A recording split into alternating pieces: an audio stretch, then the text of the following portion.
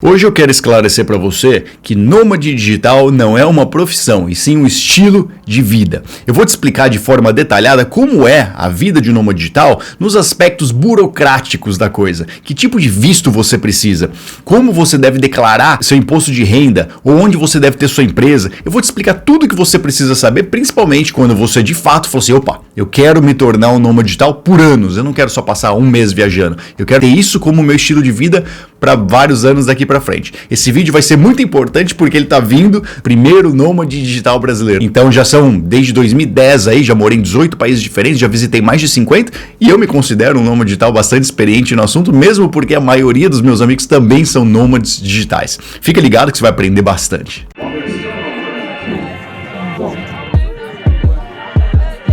A primeira coisa que você precisa saber é, nômade digital, para os olhos da imigração, ele é um turista. Você nunca chega num país e fala assim, olha, eu tô chegando nesse país porque eu trabalho no meu laptop, então eu posso trabalhar de qualquer lugar do mundo. Não fala isso. O cara da imigração não tá acostumado com nômades digitais, a não ser países como Bali, que tem bastante chegando. Ele vai falar assim, mas peraí, você tá entrando aqui para trabalhar, então você precisa de visto de trabalho. Não vai entrar. Carimbo. Tchau, expulso do país. Nunca fale que você está indo para o país para trabalhar, a não ser que você, obviamente, tenha licença para isso. Mas se fosse isso, você não ia estar assistindo um vídeo de nômade digital. Porque o nômade digital não é a pessoa que vai atrás de licença de trabalho em um país, mesmo porque ele trabalha online e não em um lugar específico. Então, é muito importante você saber disso.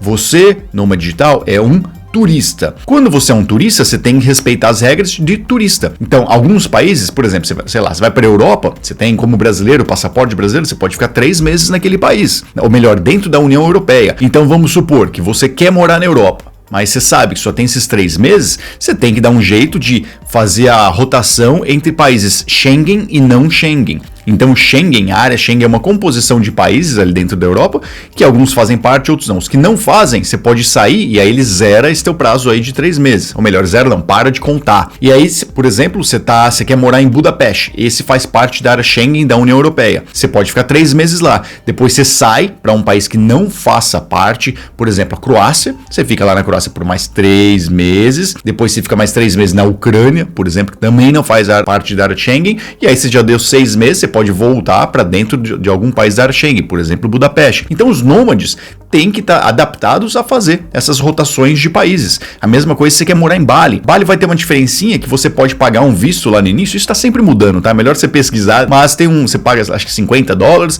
você chega lá e aí você já pode estender esse visto para mais um mês. Então você tem direito ao mês e aí você pode estender para mais um mês porque você fez esse negócio que te permite extensão. Você chega na Tailândia, o brasileiro tem 3 meses logo de cara, você já pode ficar lá por 3 meses. Você vai para a Rússia, você não precisa de visto também, só o passaporte brasileiro já te permite entrar. Então, o nômade digital é um turista. Não tem diferença alguma, beleza? Não tente explicar para a imigração o que você faz. Ele não precisa saber. Ele só quer saber quando você vai entrar e quando você vai sair. E sim, o nômade precisa sair. Se você tem pretensão de ficar em qualquer país do mundo, aí você vai atrás de programas específicos para imigrar para aquele país. Então, por exemplo, em alguns países você pode pagar um visto de investimento, então você se torna um investidor naquele país, você consegue ter um PR, um Permanent Resident. Tem alguns países que você pode fazer doação, e aí ele tem pacote lá para pessoas que fazem doação pro país, que podem ficar mais tempo naquele país.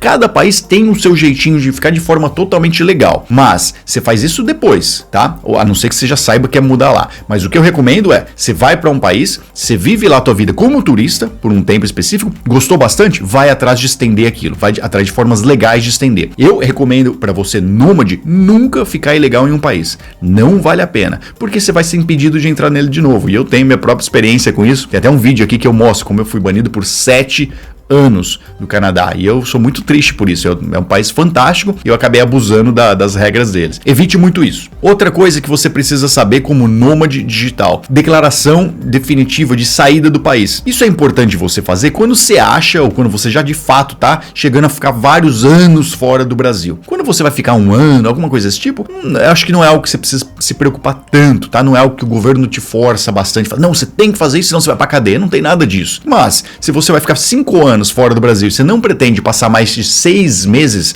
dentro do país, talvez comece a valer a pena você fazer essa declaração definitiva de saída do país, porque você não precisa mais fazer declaração de imposto de renda. E tem um detalhe, se você tem empresa local, talvez não seja a melhor opção, porque a tua tributação aumenta. Quando você não é residente do Brasil e tem empresa aqui, o imposto tende a ser diferente. Então é uma coisa que cabe a você refletir, vale a pena falar com o contador e pensar, você pretende voltar para o Brasil e ficar mais de 6 meses? Se sim, então mantém sua residência no Brasil, pronto, sem problema algum, 100% legal. Mas, se você vive fora do país, sua vida é totalmente fora daqui e você não pretende morar aqui, faz a saída definitiva. Depois, se você quiser, posteriormente você retorna ela. Outro ponto bastante relevante, imposto. Primeiro você tem que entender, a gente tem que pagar 2 tipos de impostos. Imposto pessoa física e imposto pessoa jurídica, ou seja, você e sua empresa. São coisas totalmente distintas, é importante você saber isso. Então muitas vezes as pessoas falam, Eduardo, como que eu faço para parar de pagar imposto? Eu falo, peraí, você ou sua empresa? São coisas diferentes. Então vamos lá, primeiro você. O seu imposto de pessoa física, você tem que pagar para o país que você é residente fiscal. Então se você é residente fiscal no Brasil, você tem que pagar seu imposto de pessoa física no Brasil.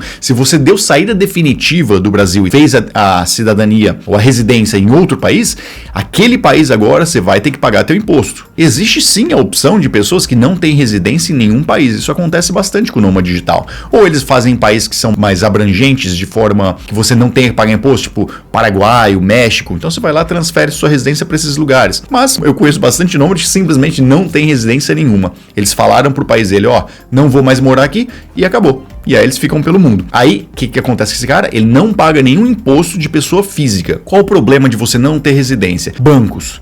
Muitos bancos talvez não permitam que você abra uma conta bancária porque você não tem um endereço de residência. E o que é ter um endereço? Geralmente é mostrar para eles um contrato de aluguel ali pelo menos, falando, olha, eu moro nesse lugar. Então isso pode acabar vindo com uma dor de cabeça para você. Mas se você vive de cripto, por exemplo, aí você pode fazer sem erro nenhum, porque cripto você não tem que provar nada para ninguém. No máximo para exchange ali, mas eles não são tão fortes assim como um banco ainda, né? E aí vem a segunda parte, que é do imposto de pessoa jurídica, imposto da sua empresa. Essa depende de outras variáveis diferentes.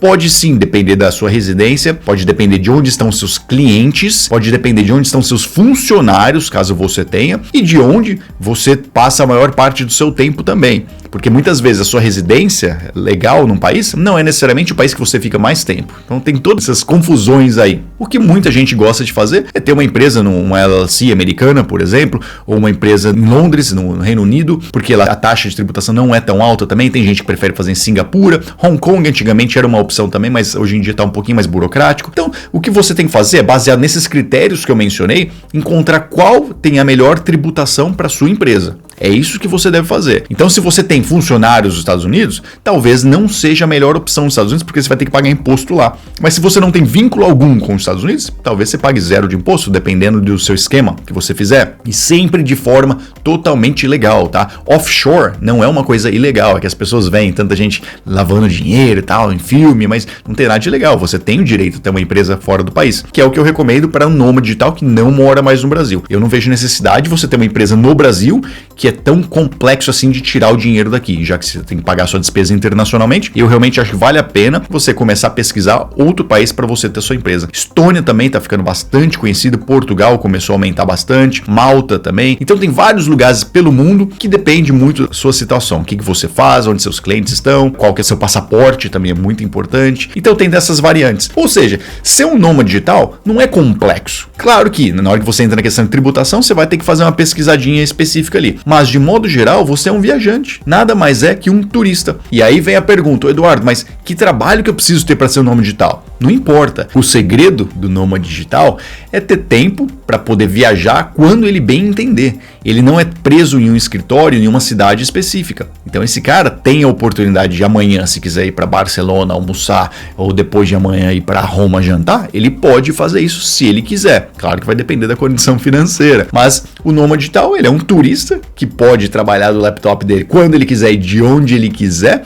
que tem essa flexibilidade que, na minha opinião, é a melhor que existe pra gente viver. Curtiu esse vídeo? Me segue lá no canal do Borges no Instagram também, que eu, Eduardo Borges, o primeiro nômade digital brasileiro, explico um pouquinho mais em detalhes. E se você tiver dúvidas sobre o tema, manda aqui nos comentários, aí eu vou tentar ler e gravar um vídeo dela também. Valeu? Um grande abraço!